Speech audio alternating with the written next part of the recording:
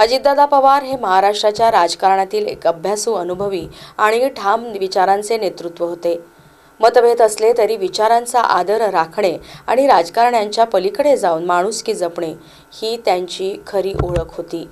त्यांच्या जाण्याने राजकीय क्षेत्रात एक स्पष्ट वक्ता आणि वैयक्तिक आयुष्यात एक सहृदय मित्र आपण गमावला आहे, अशा शब्दात माजी मंत्री आमदार सुधीर मुनगंटीवार यांनी शोकभावना व्यक्त केली।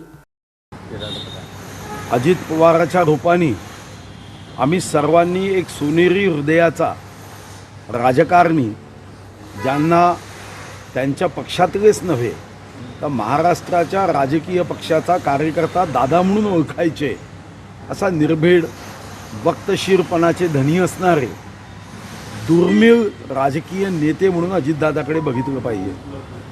अतिशय निर्भीडपणे ते प्रत्येक प्रश्नाचं उत्तर विधानसभेत देताना बघितलं। स्पष्टपणा हा त्यांचा गुण होता। ओठात एक तेच ओठात असायचं। साधारणतः एक पारदर्शक नेता हा महाराष्ट्राने गमावला आहे।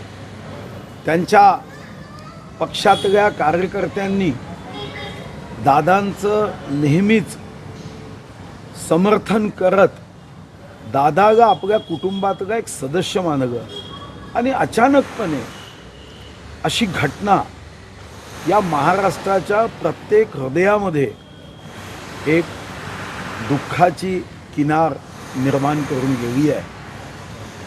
हा सोनेरी हृदयाचा माणूस, नेता आम्हा सर्वांच्या मधात आज नाही राहिला, याचं दुःख प्रत्येक राजकीय पक्षाच्या कार्यकर्त्यांना आहे। एक मोठी उणीव महाराष्ट्राच्या राजकारणात त्यांच्या जाण्याने निर्माण झाली आहे। कुटुंबावर तर आघात झालाच, पण त्यांच्या पक्षातले कार्यकर्ते, महायुतीतले कार्यकर्ते आणि महाविकास आघाडीच्याही कार्यकर्त्यांशी त्यांचा जो संवाद होता, जी सहृदयता होती, मैत्रीची भावना जोपासण्याची त्यांची वृत्ती होती, निश्चितपणे एक मोठा आघात महाराष्ट्राला झाला।